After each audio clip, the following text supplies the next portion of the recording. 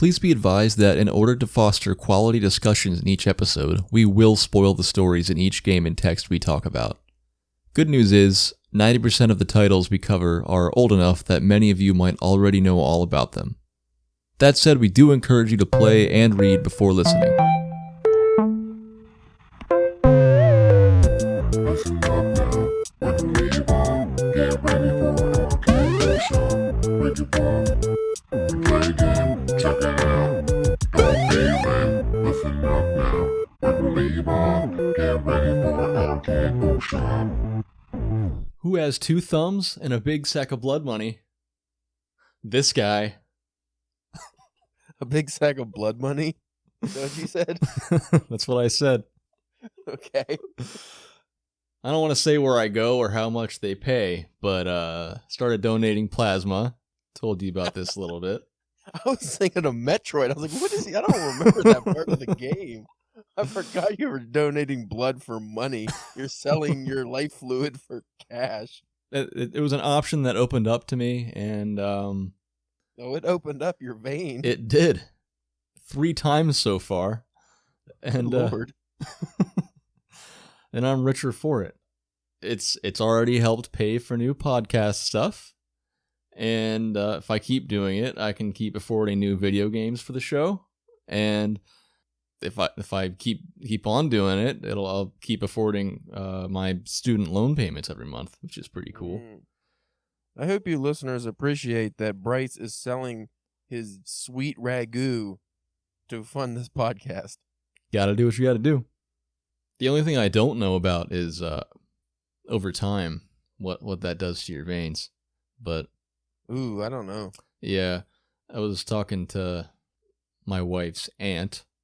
She gets work done a lot, and she was asking me what I thought about that, and I was like, I hadn't even thought about that. Like if you like scar up your veins over time, but Oh yeah, you can't just keep poking them and poking them. this is probably a short-term profit that I'll be undertaking here. But You have to, like a junkie, you have to switch up the veins. Like right, yeah, I've been going back and forth. Yeah, back of the knee. But for the time being, it's pretty nice because I just get to go, and even if there's like a long wait, it's just I get a bunch of reading done, and then I get plugged in, and then I'm just laying there reading for like an hour until I'm done, and that's my reading time. It's like forced discipline. It's pretty cool. And you get paid for it. I do. It's surprising how much they pay too, but I guess that's big pharma. I would do that, but I don't like needles very much. And also, what if the government does something nefarious with your blood, Bryce? Yeah, They clone you. I was thinking that because I've had people talk to me over the last several years with COVID and stuff about all the paranoid stuff that the government may or may not be doing.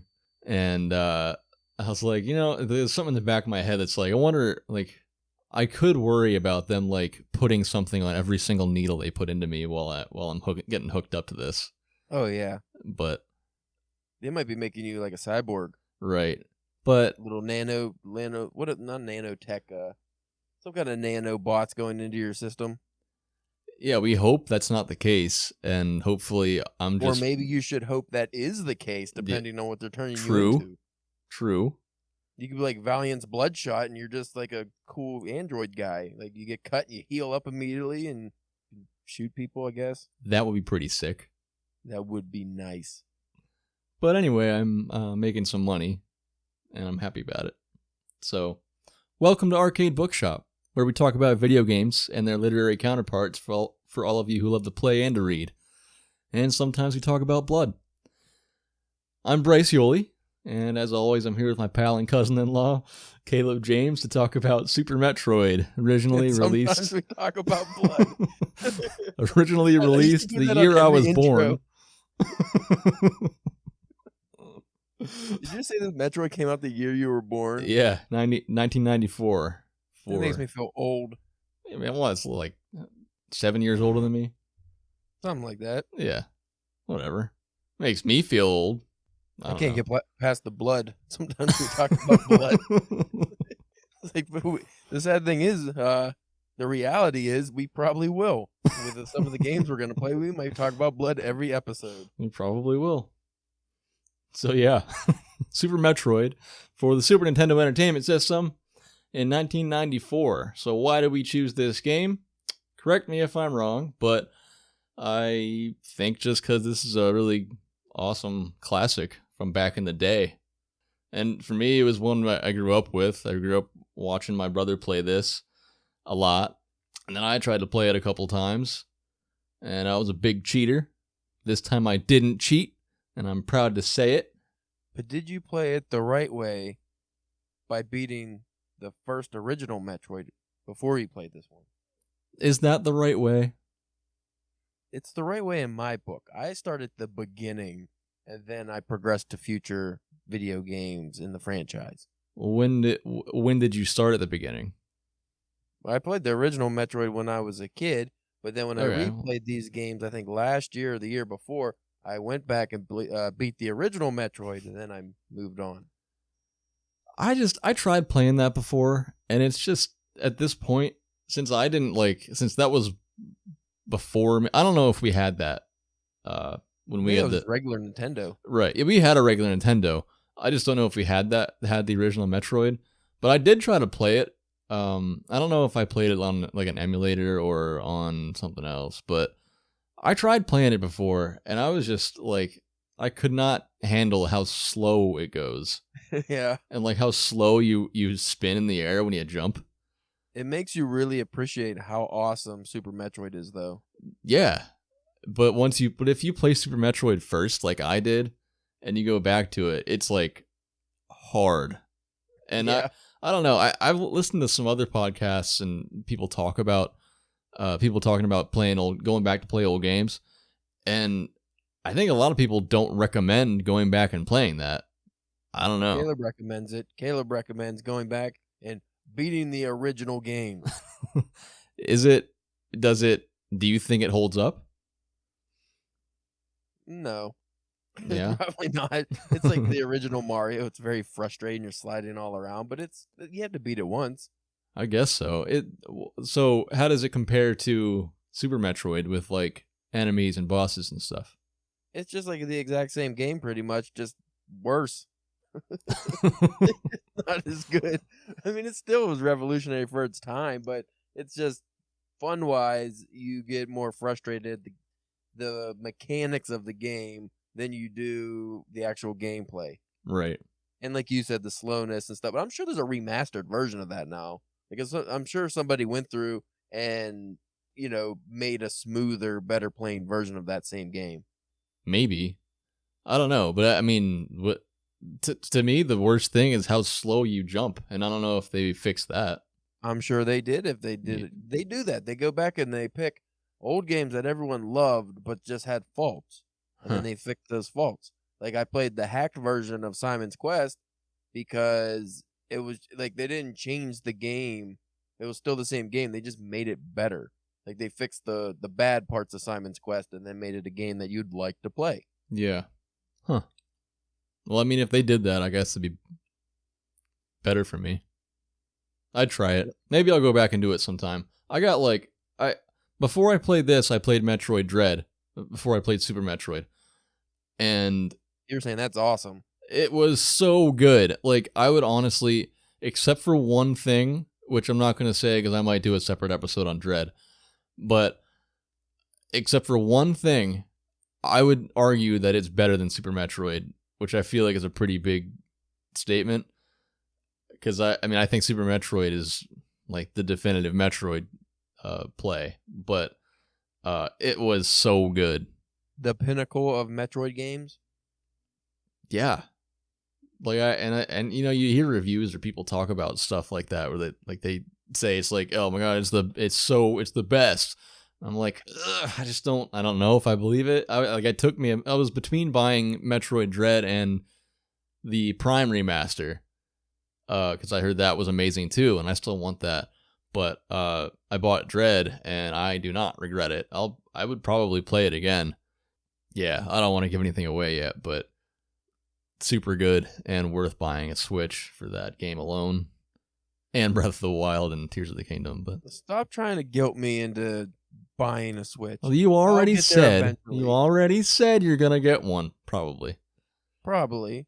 When I get, well, I mean, I have the money. I could buy one right now if I wanted, but I just don't. I don't need more distractions in my life. You already have Yeah. me playing all these video games and reading double the amount of books I intended to read this year. Doesn't it feel good? No, it doesn't. I'm still a writer. I'm supposed to be writing. I'm not supposed to be playing video games. Yeah, I guess. I mean, I'm in that space too, but you know, this is just this is an important thing we're doing for us and for other people, right, Caleb? That's true. This is a service we are providing society. Right. You're even giving your blood to do it. And it's worth every little red drop. Your plasma. They put it back, don't they? They just take your plasma. Yeah, so they draw out. I think they base how much they draw based on your body weight and your composition and whatever, and they draw it out, and then they like spin it. It gets spun in this thing, and it separates Centrifuge. yeah, something like that, and they separate the plasma from the red blood cells, and then when you're all done, they inject the red blood cells back into you, and then That's what gives me the heebie-jeebies. Yeah. I don't want them putting stuff back in me. Ugh. Well, yeah, don't like know I what told you you're putting in before, there. like I told you off air, the worst part is the very end when they give you fluids, they give you saline, and your body just gets like the side of your body that you have the needle in, it just gets so cold. Oh, It's just like ice water. It's crazy. from the inside out. I don't Yeah. like that. That's icky. I don't like that at all. Just That sounds shivering there. terrible, and it doesn't sound like a Yeah. good time. I want to do it. But anyway, we're talking Metroid. Metroid, no more blood. And I was just saying, I probably would go back and play the original one eventually. I thought I'd be like done with the Metroid style kind of game right now after playing 2 Metroid games like in a row, but I'm still into it. And I really want to play Prime because my brother played Prime and he had a GameCube, but I never actually. I think I tried it a little bit and I wasn't into it because I prefer the platformer, like the side scroller Metroid, but I think I would like it a lot more as an I played it a older long person. time ago on GameCube, but I do not. It must have not left an impression on me because I don't remember anything about it. I know he rented it or bought it or something, but I don't even know if I beat it or not. Well, it's supposed to be really good. Everyone always raves about it. Yeah. At least I'm the like first you. two. I'm the original side scroll. You know. Yeah, I'm a 2D man. Sometimes. yeah. I'll always prefer that, but I'm still into it. Just it seems like it has to be cool, and I'd like to fight Ridley. Like 3D. That is kind of cool. Yeah, I think you do. I'm pretty sure. I don't know. Well, I mean, Mario 64 was awesome. So it's not like you can't take a 2D game, side scroller, and make it a 3D sandbox style game and be awesome. Obviously, Zelda. Well, the original Zeldas weren't side scrollers, but second one halfway was. Like the second one kind of sucked. Yeah. To be honest, but we'll have to cover that in an episode. We do games that suck ass, like bad games. Yeah. It's not a bad game. It's just not a good one. A lot of people say it's broken, I think. It's another one that probably could use some fixing. Yeah. Another random thing about Metroid. Well, not about Metroid specifically, even, but I played this on Nintendo Online on my Switch because it's on there, and I had noticed before they have all these games on there that say. I think they just say special. They have like a ribbon. They say special.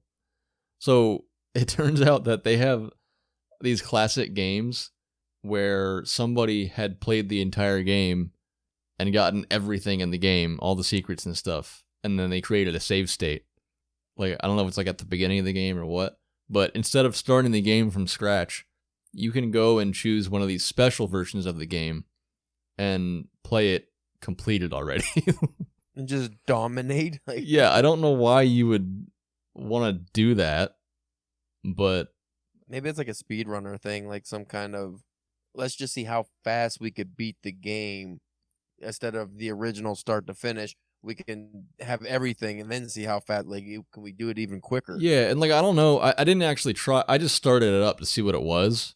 I don't know if you can play the game over again with all your stuff, or if it's just like you can screw around on the map after it had already been like after everything had already been found. You know what I mean? Because like if you already found everything and there's just a save state, then all the bosses are already beat except the last one. That's kind of stupid. I wouldn't want to do that.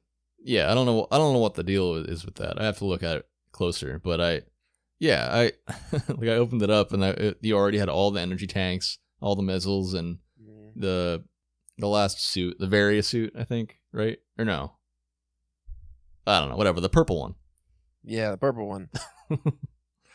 So yeah, that's silly.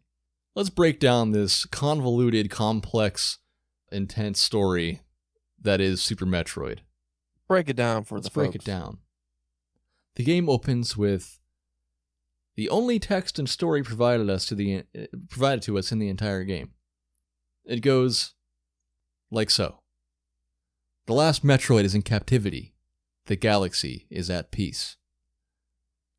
I first battled the Metroids on planet Zebes. It was there that I foiled the plans of the space pirate leader Mother Brain to use the creatures to attack galactic civilization. I next fought the Metroids on their homeworld, SR-388.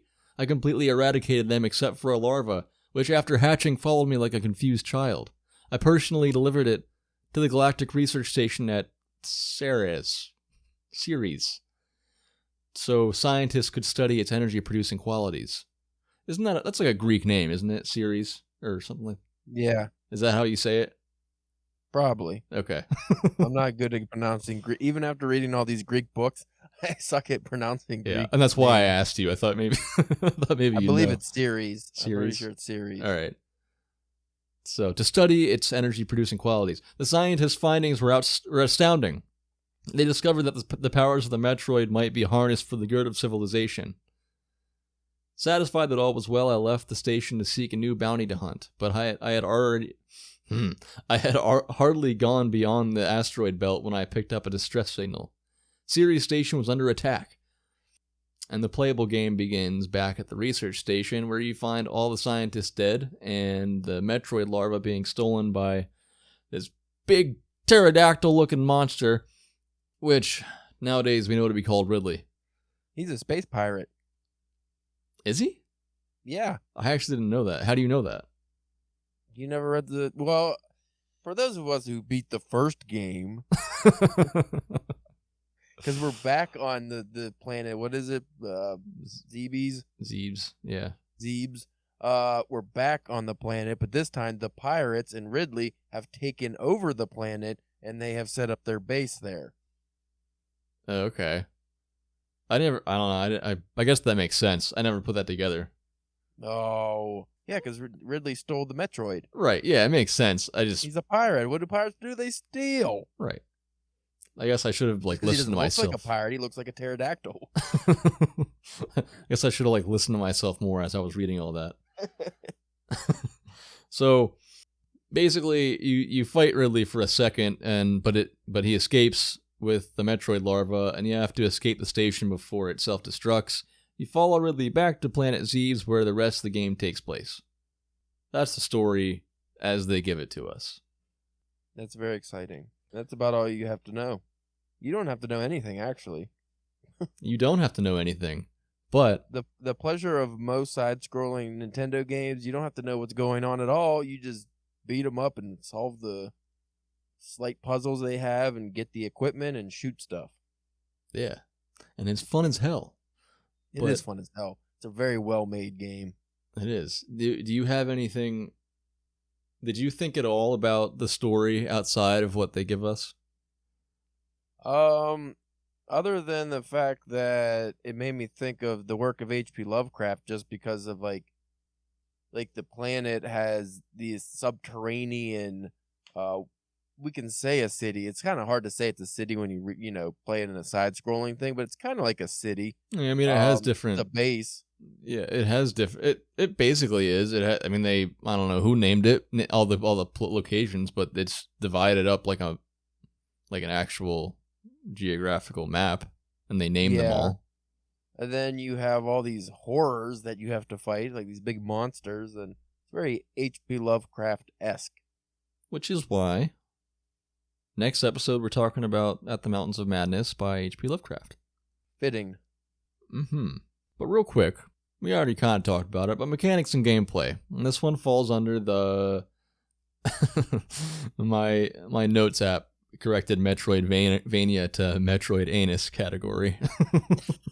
What? So this one falls under the Metroid Anus category. Ooh, that's do they have anuses? I thought they were just a mouth and a brain. I'm guessing the mouth doubles up. I thought they just were like little goo men. They just consisted on your life force, and they just turned into goo. How many times are we going to say goo men on this podcast? They just get bigger into bigger goo men. We'll use goo men every time we can. I'm a goo man. I'm a goo man. Yeah, so it's a Metroidvania, and if you don't already know, that's the term for platformer games or side-scrollers like Metroid or Castlevania, which is where the name comes from. And there's like one big interconnected map. The biggest feature of the game, and I'm guessing everybody's listening to this already has played this game or at least knows about it or something. The biggest thing is just the exploration, searching for items, weapons, equipment, everything just to help you keep progressing and prepare for the mystery group of variety of enemies you'll inevitably encounter.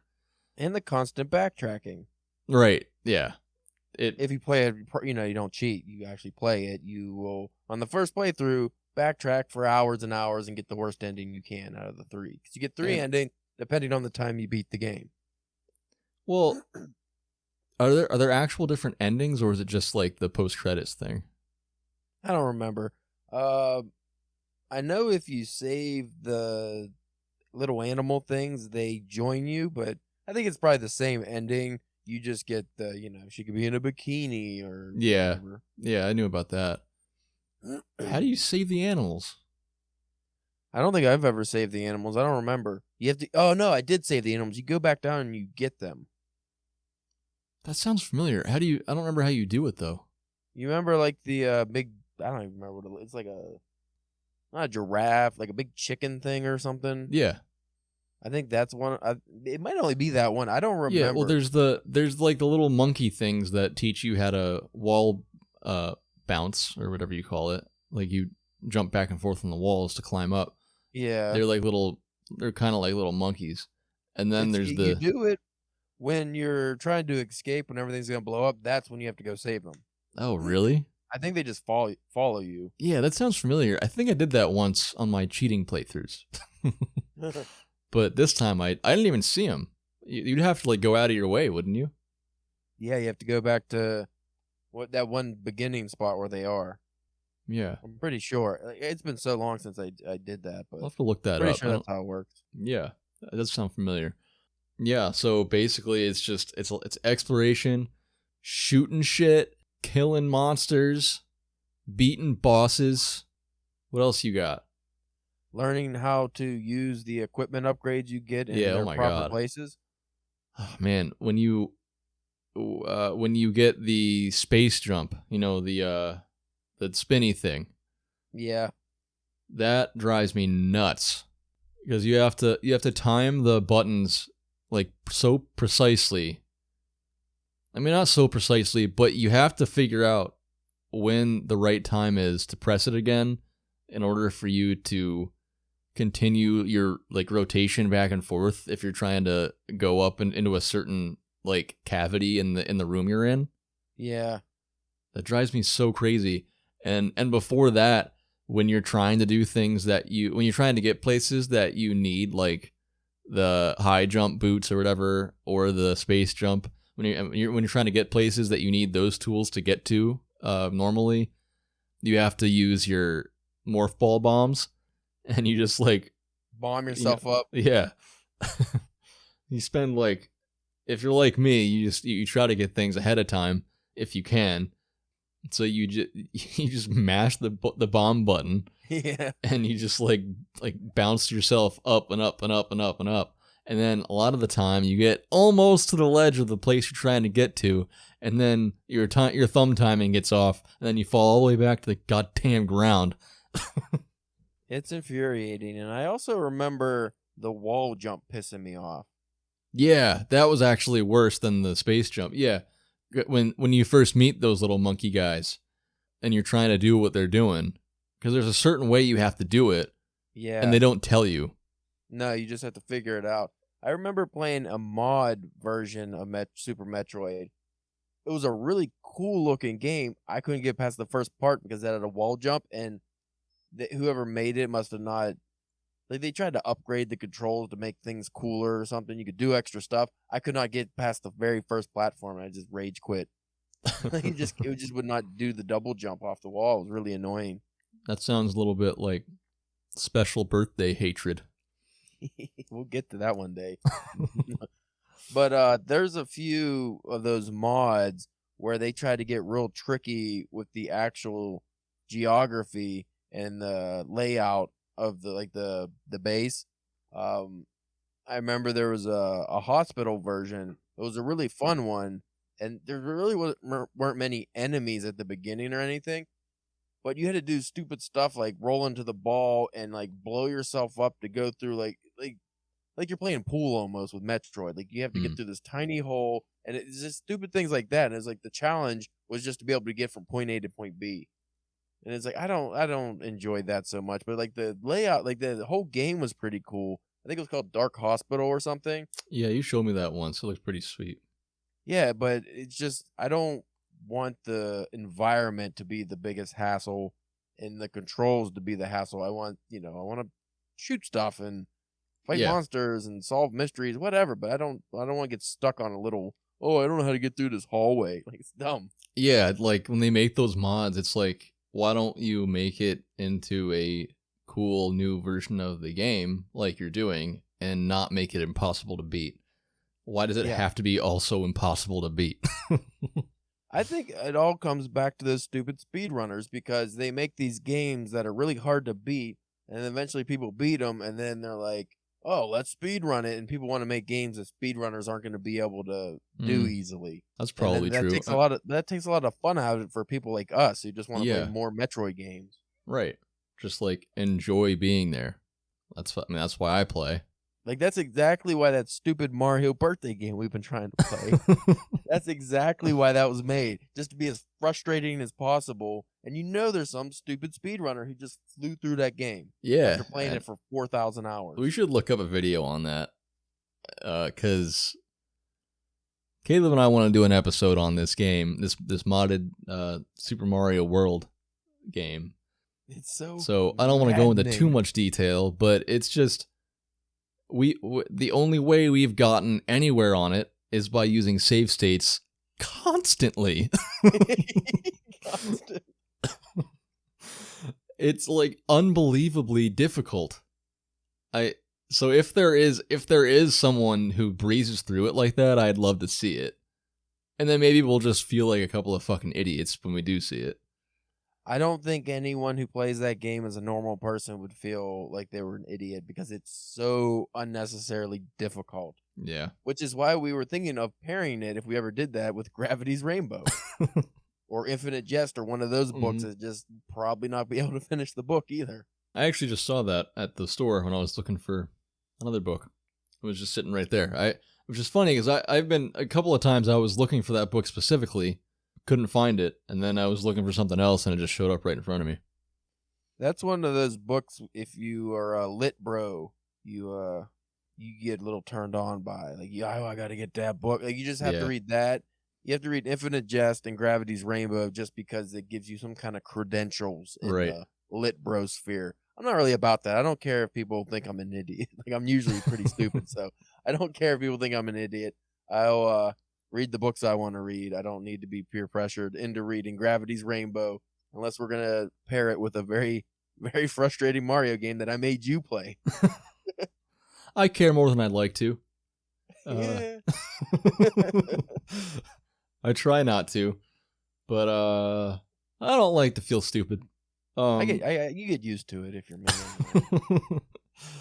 Yeah, before moving on, I might have to go back to Barnes & Noble and pick up that book and take that buy one, get one half off deal. Yeah, you could do that. And what are you going to give me a copy of the book and I'll read this stupid book? Yeah. Be mad. Hey, by the way, speaking of deals, I actually bought you a book because it's a $30 book that was on sale on Amazon for $3. No way. What'd you get? So I bought it is The Quick and the Dead, the selected stories by Martin O'Kyan. I have this. I read it last year and I really, really enjoyed it. I got you and Spencer a copy because they were $3 and it's a $30 book. Oh, damn, nice. Thank you. Yeah, so I'm excited about what you think about that collection. To hear what you think about that. Fuck, I can't speak English. I'm excited to hear what you think about that collection though, because you haven't read Graveyard Clay yet, but not too many Irish short stories are as interesting as these ones, I thought. I gotta read Graveyard Clay, and I don't know if we can put a game with that, but it would have to be a very it probably have to be like a Steam game, like a indie weird unique game. Yeah, probably. All right, we got way off track here. Yeah. Metroid.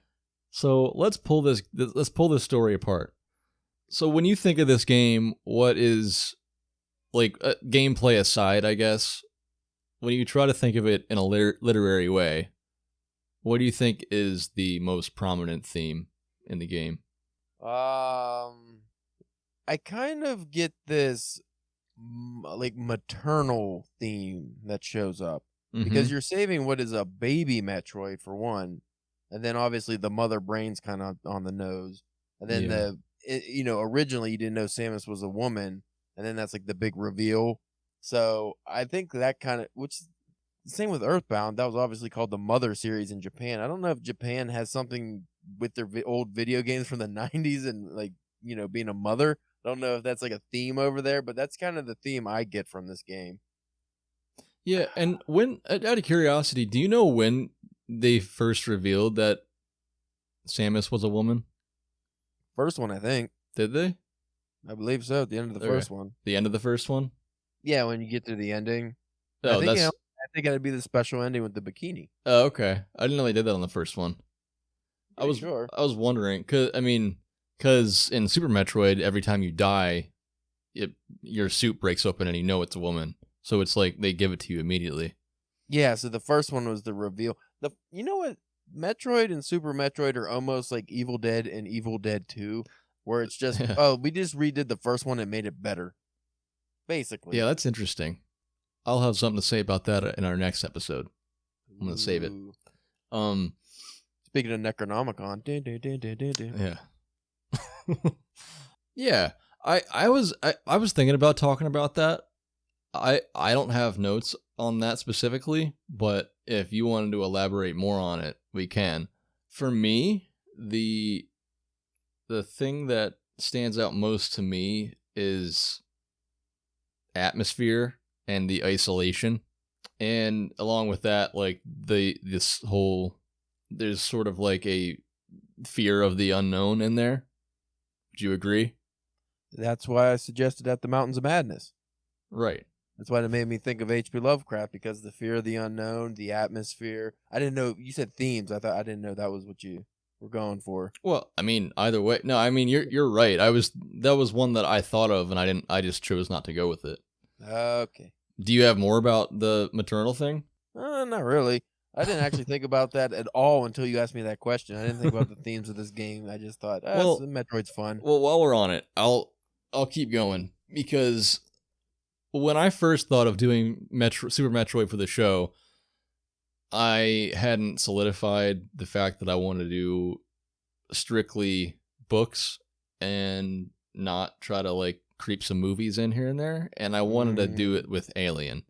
Well, that's kind of the on the nose one, because we even discussed doing an Alien book, like right? One of the Alien books. There are novels of Alien. Yeah, and it is on the nose, but there's there was something, I think, back in that era that this came out and that the first one came out, where suddenly you started seeing women alone in serious situations, but they're actually like capable, and not just being, treated like the typical helpless woman trope that still happens sometimes nowadays. It was like the first instance of a badass woman who you didn't care was a woman. Like, that wasn't her defining trait. It's Right. just like, oh, that's a badass protagonist, and then she's a woman too, and that's why I think that's why they originally left the reveal for Samus till the end of the game. Like, we just want you to think this character's badass. We don't care what gender the character is. Right. And it's awesome. Like, the fact that you're basically like an astronaut, but you have a freaking like laser arm, and and you get like missiles and bombs, and you just stroll around this foreign planet destroying shit, and then you find out you're a woman, and then you're like, damn, that's a great idea, give me more of that. And you feel the same way about Ripley in Alien. It's like and I don't even think, doesn't Alien basically starts out where it's not like totally like the main characters are everybody kind of at first. It's not explicit that she's the one until everyone starts dying and she takes over. Yeah. Fun fact here, I thought was interesting. Do you remember well, you didn't play the first one, but I don't remember what she looks like in the Super Metroid one. Do you remember what Samus's hair color is? Yeah, it's like blonde, isn't it? Ah, you're incorrect. That's what I thought. But I was like, no, I don't think it originally was. When I looked it up just now, her original, because I thought it was strange that she was blonde, is the Japanese-made game. Why would the Japanese have a blonde protagonist? You just assume it would be the dark-haired. The original Samus is actually a redhead. That was my second guess, but I mean they did make her blonde, didn't they? Yeah, they did. So she was red in the first Metroid. Red frizzle hair, yeah. But I was wondering if that was maybe a callback to Ellen Ripley. She's not a redhead, but she kind of had like a curly hair from what I remember. Sigourney Weaver, she had darker hair, was kind of curly. I was wondering I never looked into it, if they modeled this character off of her from Alien. Well, I looked up whether or not they took anything from Alien, and I think the game is largely inspired from from something else. I don't know if it was another game or what, but they did say that they took a lot of inspiration from the movie Alien. And that's the first Metroid. Obviously that was like very close in the time that I think the first Metroid was like 86 and Alien came out in 79. So they would have started working on it like right after it came out. Probably. Right. Did you ever play Metroid 2? I don't remember. Let me look that up. Because there was Metroid 2 before Super Metroid, I'm pretty sure. Metroid 2, Return of Samus? Yeah. That was for Game Boy. Oh. Yeah, it was one of the... I did play that. I beat it, and it was stupid because it was black and white. It was the original black and white Game Boys. I'm sure they have a color... the fan remake did a colored version. Well, they remade that game for DS, too. I think 3DS, maybe. Yeah. I actually have that. I gotta play that sometime. So it did come out on Game Boy Color eventually.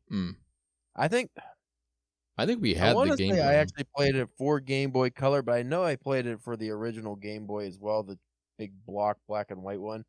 I don't remember it being much different from the Nintendo one. Yeah, I think it was... didn't have as much stuff, but I don't. It's hard to say because the original Game Boys, I don't think were able to pack as much stuff onto the cartridge as even the Game Boy Colors, especially the Advance. Right. Like I think most Game Boy games were pretty small games, and that's why whenever Pokemon came out, everyone was like, "Holy shit, this is like a full-on RPG in a Game Boy cartridge." And like people didn't understand how they even packed so much on there. You got to play Pocket Monsters on your pocket device. Yeah. So for me, the thing that stood out for me, because there's such an absence of actual story, aside from what they give us in the beginning, is the the atmosphere and the sounds, the music. You know, like the only thing that breaks the silence a lot of the time, aside from the music, is the sound of your gun arm firing and the screeches of the monsters. And the music is awesome, by the way. It's that alone kind of makes the game makes up for not having a story because each area has its own music. And something I really love that I don't think I really picked up on before this playthrough is as you're traveling between areas of the map, like the different named areas, the music changes like to the next area you're going to. I don't know how to explain it. Like it's almost like a hint about what you're supposed to do next. There's at least this one area where they do it. I think it's the area where do you remember you go through that like glass tube and you have to use a power bomb to shatter it, blow it up. Right. I always remember that, but I at the point I needed to do it, I forgot about it. And then I was like, wait a second, why is the music like this right now? It started switching back to the music. I forget exactly, but they just have a It really indicates that there's another level there that you can go to. Right. Yeah, like they get It's a transition room. There's an actual level there that you can explore. Yeah, exactly. It's like a subtle hint about what you're supposed to be doing right there. So they did, they change up that music at really interesting points. I don't know, that like there's a lot about that game that even though there's not a complex story to it, which I mean I keep saying that not every game has to have a complex story to be awesome, but that's just like always at the forefront of my mind when I'm playing a game. Yeah, that's the thing I love the most. But this one, I don't even think about it because there's so much. It's because it's so like artistic, I guess. There's so many choices that they made to make the game flow so well and feel like one. To make it feel like you're really in one planet. It's just awesome. Like it doesn't feel like I don't know how the first Metroid is, but it doesn't feel like you're going like from level to level to level, and especially the fact that you have to backtrack. Everything feels like it goes together. Exploring one place. Yeah, exactly. I don't know. Did the first one feel like that? To a degree, yeah. I'm sure the music wasn't as well done. Mm-hmm. Gotta give a shout out to Kenji Yamamoto and Minako Hamano who did the composition, nice. And they also put together. I think Kenji did the sound specifically as well. I don't know if the other guy was involved with that, but yeah, those two. I'm sure won some awards for that. It's actually a team of 15 people who put this game together. Back in the simple days. Wow. Of Nintendo, it didn't take a whole. Well, even now, I feel like they don't probably even have less people making the games now because they just slap them together and they don't have to be completed on release, which is ridiculous. That's a thing that still happens. Yeah, I've been hearing about. I don't play a lot of the current, like more recent games. At least I haven't, except for Metroid Dread. But I heard about some of that shit going on. That's just messed up. It's been happening for years. You spend $60 to $80 on a game and it's broken. Yeah. You have to get patches and all this stuff, and it takes months before you can actually play it to completion if you can within the year because it's broken. Like most gamers say, wait 6 months before you buy a game. That's ridiculous. Yeah. Just finish the game and then release it. Don't fucking release a broken, unfinished, untested game. So, back to atmosphere. I think I already said some of this stuff, but something else I noticed that I never noticed before. Have you ever, I don't know if you'll probably don't even remember, but have you ever been in, you know how Meridia is like all water? Yeah. And you're just underwater the whole time? And you're moving slow and it's annoying. Yeah. Yeah. Well, have you ever just like stood still for a minute, like put your game down, then picked it back up and looked at what's going on around you before you do anything? I'm sure I have.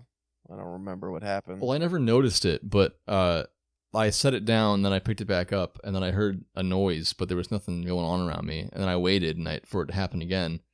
And it was this little bubble that comes out of her suit because she's underwater and just standing there. It was just like, bloop, just like That's bloop, cool. Bloop. Yeah, like these little tiny details. It's like, it's just like a giant painting, and that, and the subtle little computer beeps when you find yourself in a secret room where there's like a missile pack hidden there or something, or you're right before you're about to get into a boss fight, or like you're in the boss fight room but nothing's happening yet, and it's just like there's just these little like those little that little it's like super super quiet. Oh my god, it just adds to the eeriness of it all. I mean, on top of the music itself being eerie, and then suddenly a battle begins. Like rocks start falling down, like this monster comes out of the ground, and even down to the color choice of all the rooms that you have to explore, because it's like an ever so slightly drab color choice. It's weird because it's like everything feels super vibrant because it's a Super Nintendo game compared to the original Metroid game, which, I mean, that was like bright, but Super Nintendo was brighter. But at the same time, everything is just a little bit off, and it gives you that discomfort that you want to instill in somebody when they're in like they're like obligated to explore a foreign place alone with no communication to the familiar world. I don't know, it just does such a great job. The design of all that environment is just spot on. And yeah, we already talked about it, but I just had in my notes to bridge that. It makes more sense to talk if we were to talk about the original Metroid, because that's when this stuff started coming about. But because this is the definitive Metroid, I think it's better for me to talk about.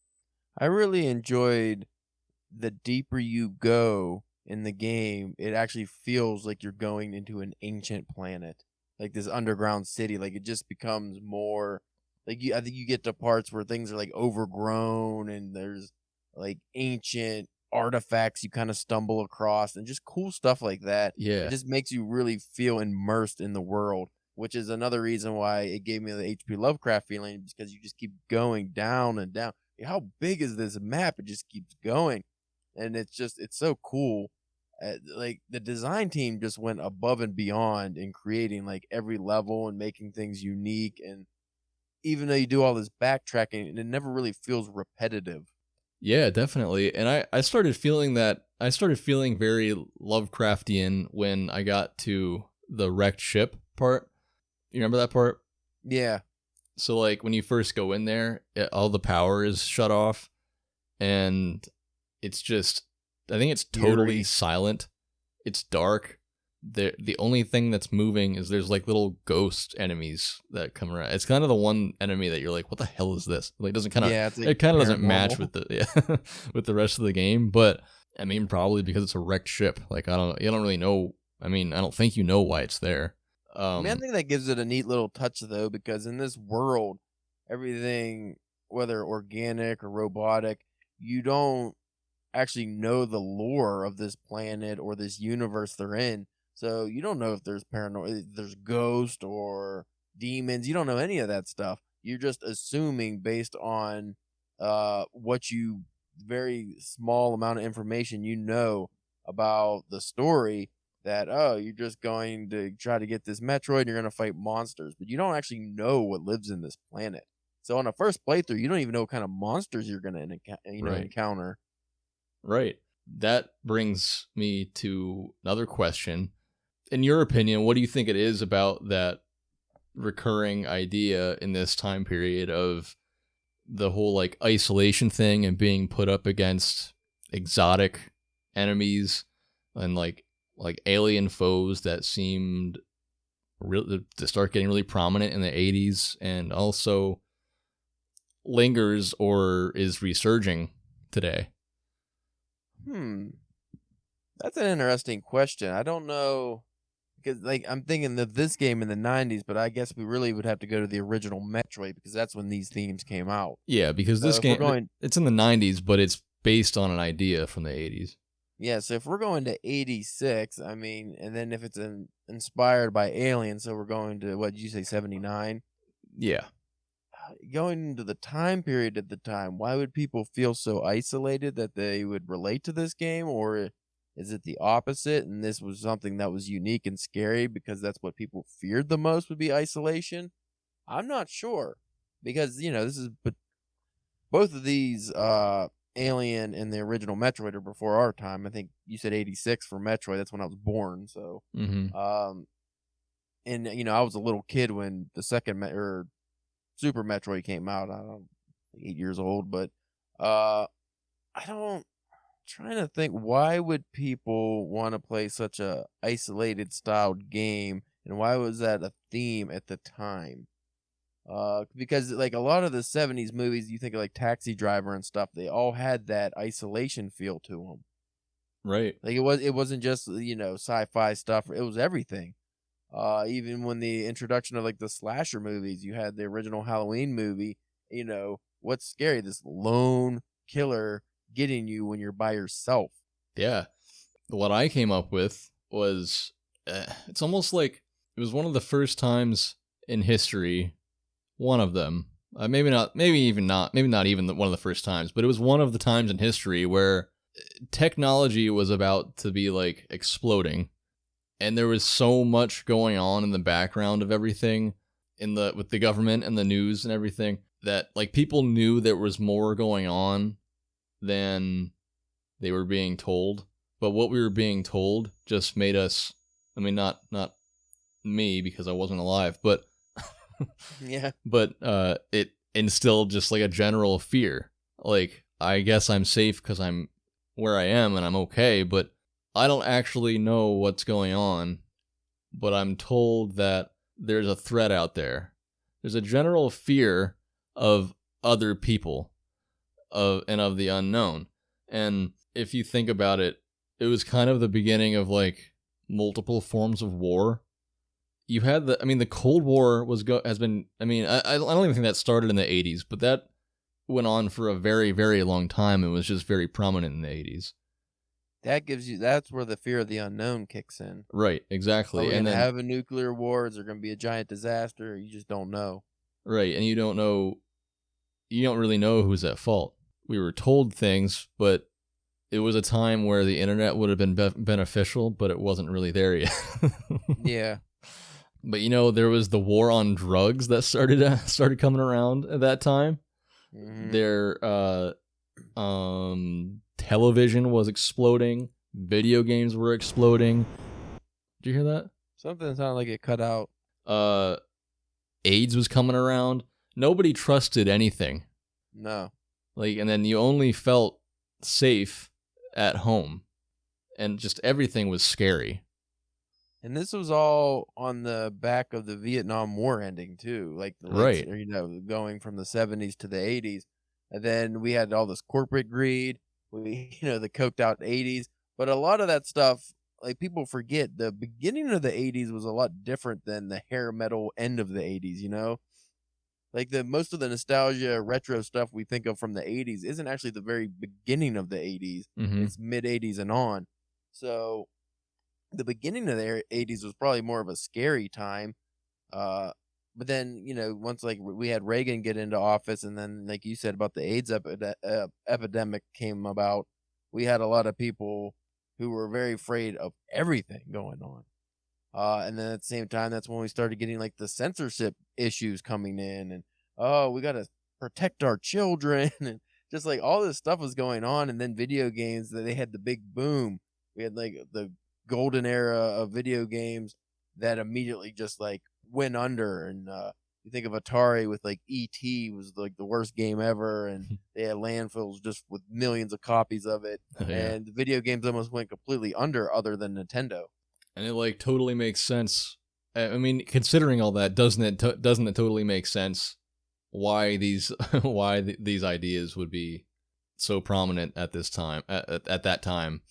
The only thing that slightly changes that, which I'm curious about, is with especially the themes of isolation. We're talking about the U.S. standpoint, but if we're talking about Metroid specifically and just those style of games, we have to think of the Japanese slant here of why would they That's true. have That's the true. isolation?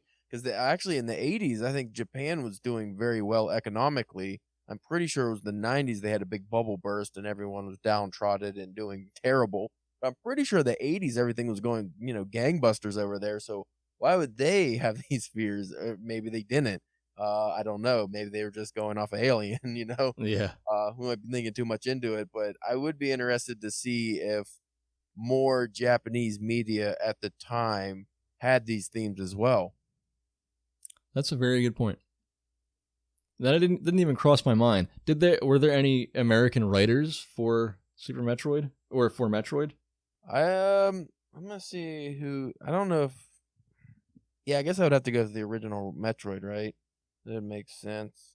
Yeah, because Yoshio Sakamoto did the Super Metroid, but I don't know if he was in charge of the first Metroid as well. I don't know who created that one. But you would imagine, wouldn't you imagine they often have all audiences in mind, especially if it's a game that they know is going to be, worldwide?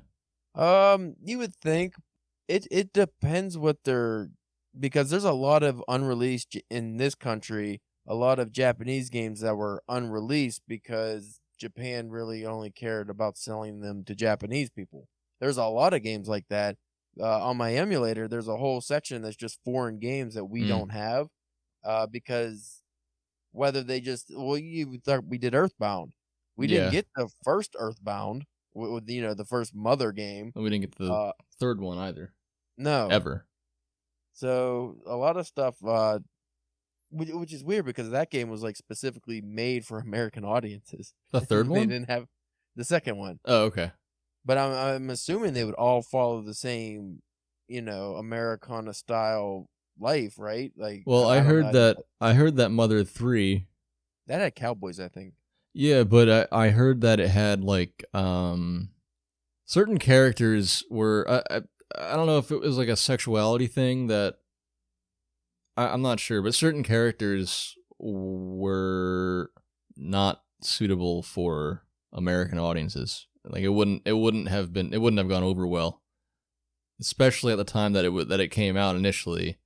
And I think they still think that today it would cause some kind of disagreement. But I guess that's my point. Like if they have those games that they only release in Japan or wherever, and this is something that's released everywhere, and they knew it was going to be, then they would. Well, the original Metroid, same guy, and just from reading the synopsis here, it's the same exact game, really. There's nothing really different. Oh. Space pirates go and steal a Metroid, and it's basically the same thing. But I'm not really seeing. I'm gonna look at the release on this one. See, it has the reception. It doesn't have. Well, they remade the original one. It's called Metroid Zero Mission. Oh, I had that for Game Boy Advance. That's a remake of the original? Yeah, that's what it says. Oh, well then I did play that. All right, cool. Nito Skeeto. To wrap that around to today, I was just going to say it's almost like it's interesting how the whole 80s vibe is all around is making like a resurgence. Has been for the last like 10 years, if not longer than that. Mm-hmm. And I don't know if you see the same like isolation theme nowadays, maybe in some forms, but it seems like the more common iteration of an 80s style anything, like a movie or a video game or anything like that. It seems like the more common thing to do with it now is make it about teamwork and a group of friends. And there might be some isolation that happens within that group of friends, but I don't know if you see the same, like, let's make this just about defeating something alone. The current themes, like you said, with the friend groups and stuff, and even going to like a Stranger Things, which is supposed to be an 80s retro. Right, I was thinking that. the theme now is not isolation necessarily. It still touches on it, but it's about breaking up of the group and how you need the group, and without the group and when you're isolated, that's the danger. But it's never about specific isolation from the get-go. I just thought of another great one, which also inspired by At the Mountains of Madness, was the movie The Thing. Yeah. I didn't see the original, but the remake with Kurt Russell.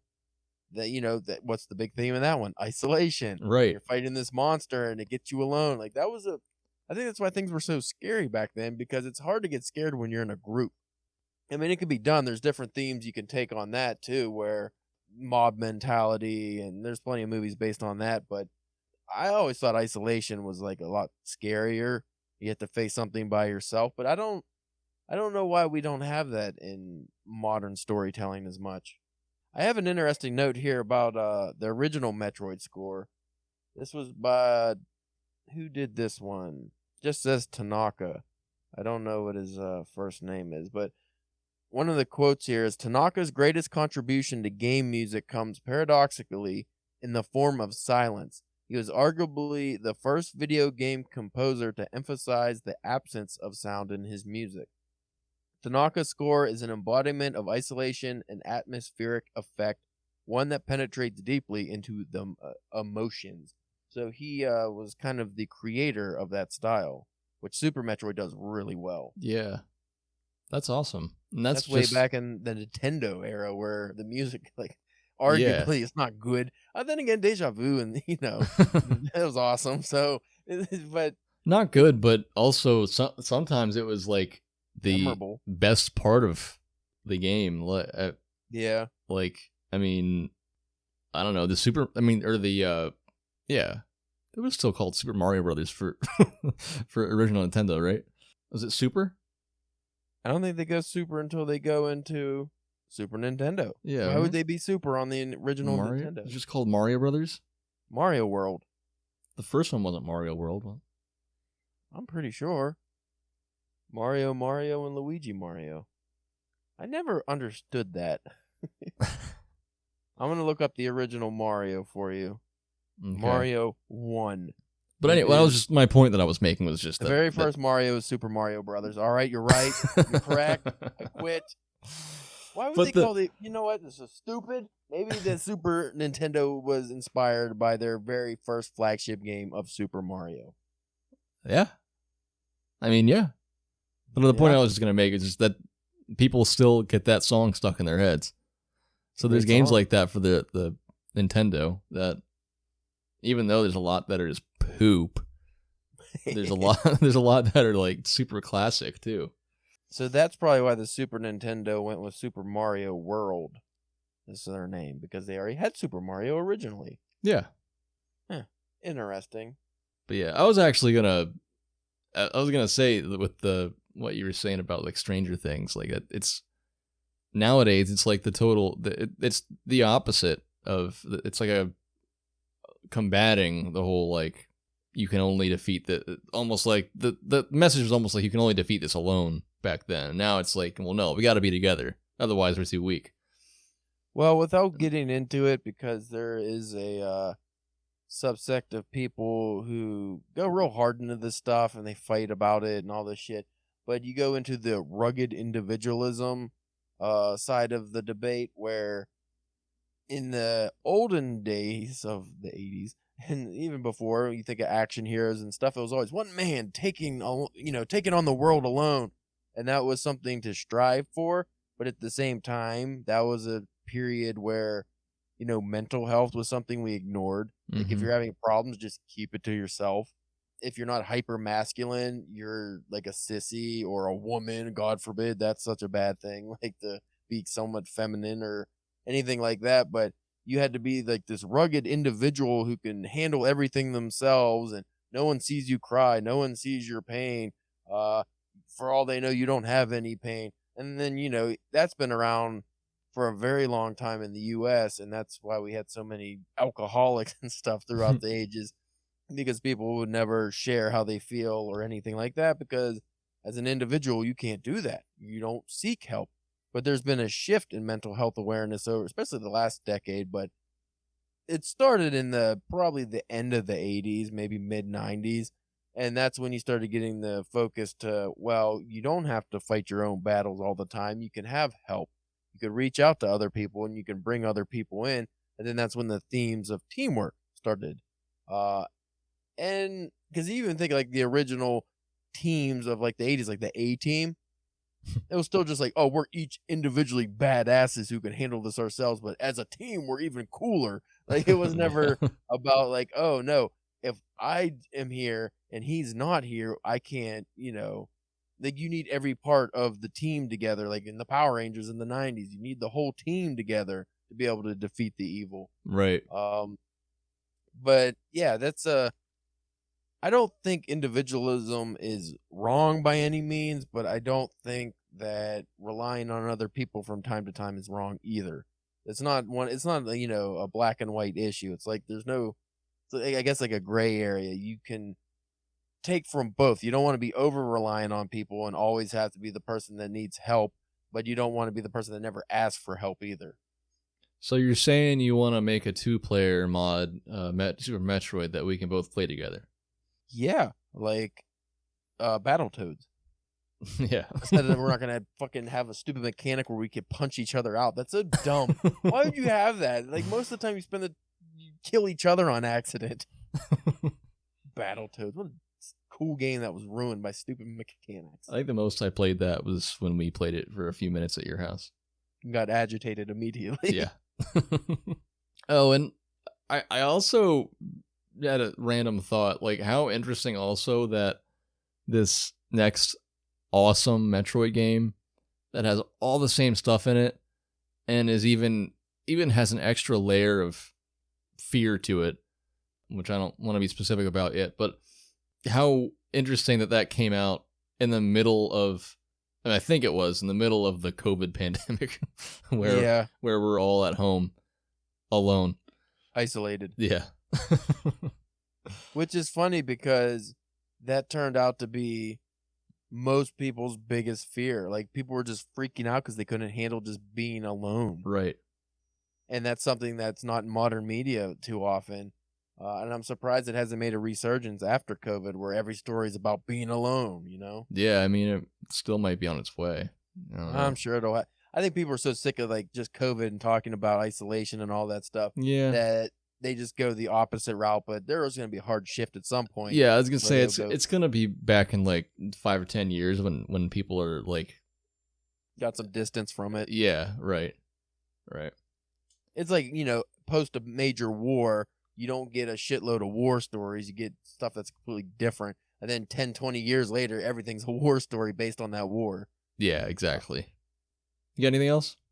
Metroid is cool. Super Metroid is better. Metroid Dread is probably awesome. I haven't played it. You gotta play it. I'm gonna play it.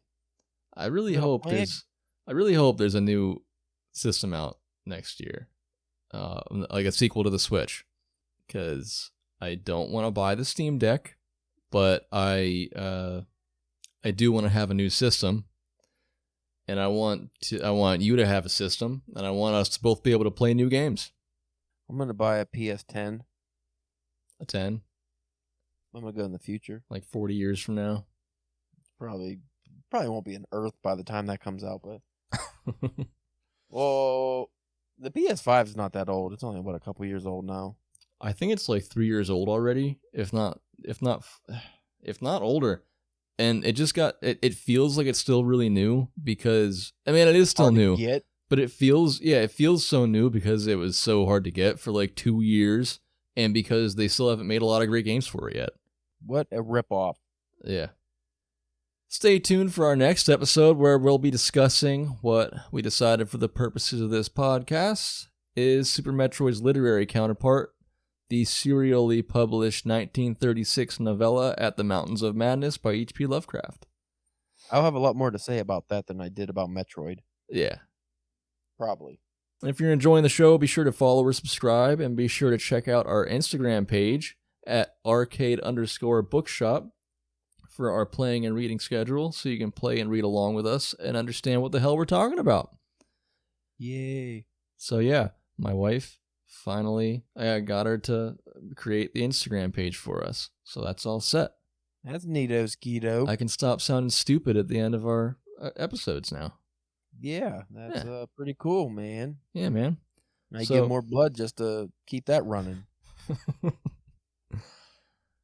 Blood. You can also find the schedule in our show notes. If you have any game and book pairing recommendations, you can email us also at arcadebookshop@gmail.com.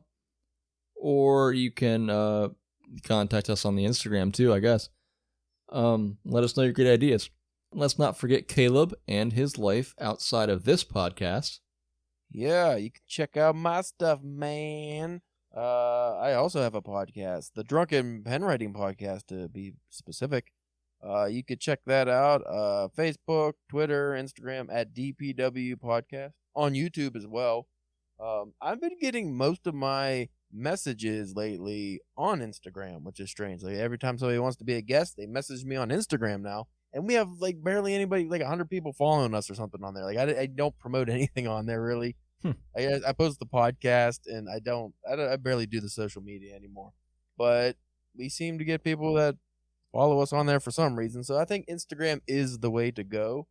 If you want to follow a cool Instagram, probably don't follow mine, but mine is Caleb James 1986 because I'm a cool guy. Or you can just go to my website, calebjamesk.com.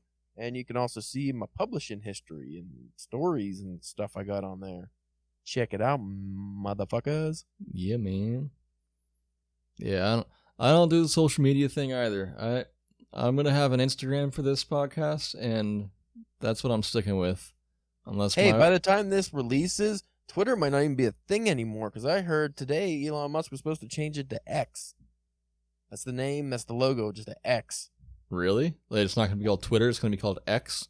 Just X. The letter X. All right. That's what they're talking about. I don't know. Everyone's saying rip Twitter, RIP. I don't really care because Twitter has become a garbage heap. It's terrible. Facebook's old people, and Instagram seems to be kind of okay if you like sharing pictures and stuff, but I don't know how to like promote writing on there properly.